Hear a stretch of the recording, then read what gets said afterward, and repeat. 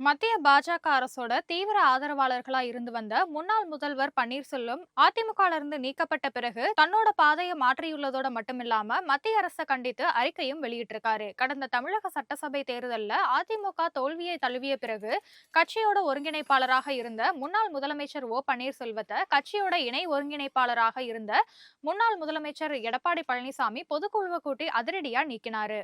இதனால கடந்த மக்களவை தேர்தலில் அதிமுக பாஜக கூட்டணியில பிளவு ஏற்பட்டதோட மட்டுமில்லாம இரண்டு கட்சிகளும் தனித்தனியா கூட்டணி அமைத்து தேர்தல் களம் பார்த்தாங்க.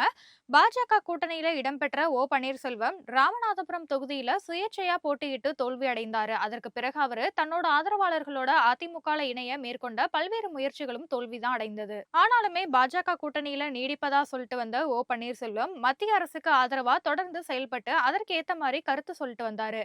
அடுத்த ஆண்டு நடைபெற உள்ள சட்டமன்ற தேர்தலுக்காக தற்போது மீண்டும் பாஜகவோட அதிமுக கூட்டணி வைத்திருக்கு. இதனால பன்னீர்செல்வத்தோட நிலை கேள்விக்குறியா இருந்துட்டு வருது. இந்த சூழ்நிலையில தான் கடந்த 26ஆம் தேதி பிரதமர் மோடி தமிழகம் வந்தபோது அவரை சந்திக்க நேரம் ஒதுக்குமாறு பன்னீர்செல்வம் சொல்லியிருந்தாரு. ஆனா அதற்கு அனுமதி கிடைக்கல.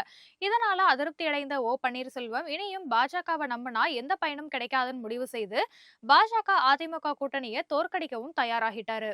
அதோட வெளிப்படையாதான் மத்திய அரசை கண்டித்து அவரு அறிக்கையும் வெளியிட்டாரு. அதாவது தமிழக அரசு மும்மொழி கொள்கையை பின்பற்றப்படல அப்படிங்கறத காரணம் காட்டி சமக்கர சிக்ஷா திட்டத்தில் நிறுத்தி வைக்கப்பட்டுள்ள தமிழகத்திற்கான 2151 கோடி ரூபாய் நிதியை விடுவிக்குமாறு வலியுறுத்தியிருக்காரு.